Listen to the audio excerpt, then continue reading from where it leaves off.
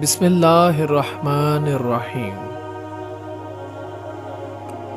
ان حضرت صلی اللہ علیہ وآلہ وسلم پر وحی کا ابتدائی دور اچھے سچے پاکیزہ خوابوں سے شروع ہوا۔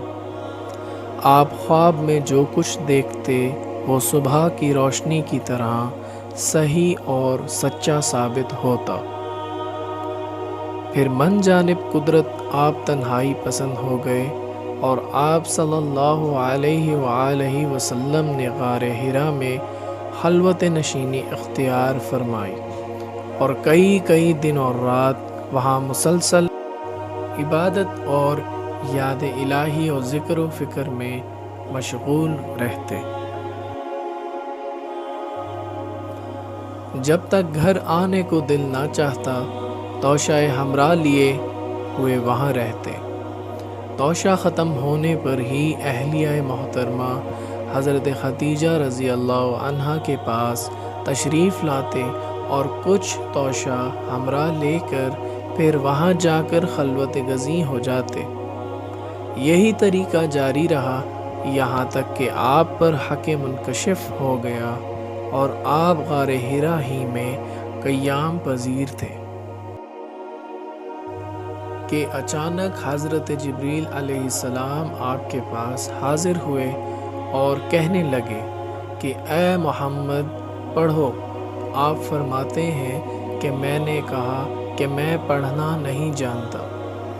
آپ صلی اللہ علیہ وآلہ وسلم فرماتے ہیں کہ فرشتے نے مجھے پکڑ کر اتنے زور سے بھینچا کہ میری طاقت جواب دے گئی۔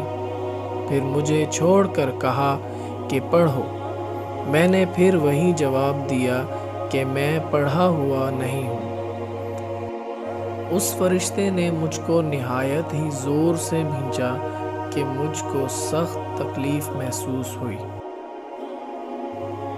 پھر اس نے کہا کہ پڑھ۔ میں نے کہا کہ میں پڑھا ہوا نہیں ہوں۔ فرشتے نے تیسری بار مجھ کو پکڑا اور تیسری مرتبہ پھر مجھ کو بھینچا۔ پھر مجھے چھوڑ دیا اور کہنے لگا کہ پڑھو اپنے رب کے نام کی مدد سے جس نے پیدا کیا اور انسان کو خون کی پھٹکی سے بنایا۔ پڑھو اور آپ کا رب بہت ہی مہربانیاں کرنے والا ہے۔ بس یہی آیتیں آپ حضرت جبریل علیہ السلام سے سن کر اس حال میں غار حرا سے واپس ہوئے کہ آپ کا دل اس انوکھے واقعے سے کانپ رہا تھا۔ آپ حضرت خدیجہ کے ہاں تشریف لائے اور فرمایا کہ مجھے کمبل اڑا دو، مجھے کمبل اڑا دو۔ لوگوں نے آپ کو کمبل اڑا دیا۔ جب آپ کا ڈر جاتا رہا تو آپ نے اپنی زوجہ محترمہ حضرت خدیجہ رضی اللہ عنہا کو تفصیل کے ساتھ یہ واقعہ سنایا اور فرمانے لگے کہ مجھ کو اب اپنی جان کا خوف ہو گیا ہے۔ آپ کی اہلیہ محترمہ حضرت خدیجہ رضی اللہ عنہا نے آپ کی ڈھارس بندھائی اور کہا کہ آپ کا خیال صحیح نہیں ہے۔ خدا کی قسم آپ کو اللہ کبھی رسوا نہیں کرے گا۔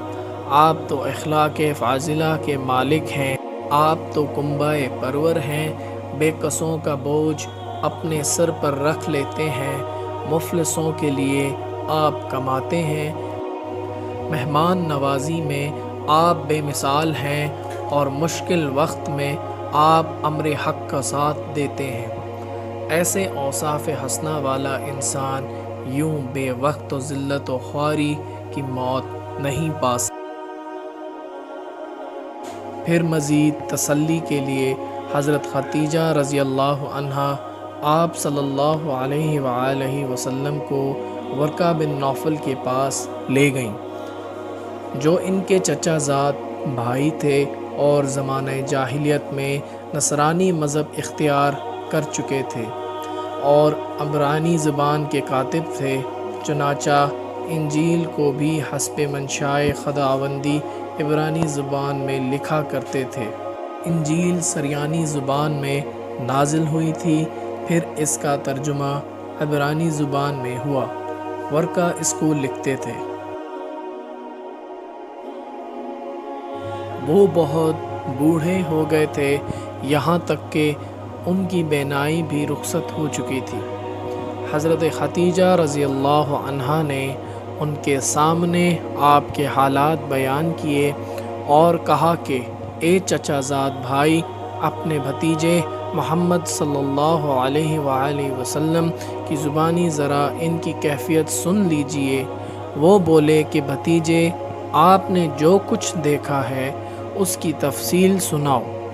چنانچہ آپ صلی اللہ علیہ وآلہ وسلم نے از اول تا آخر پورا واقعہ سنایا،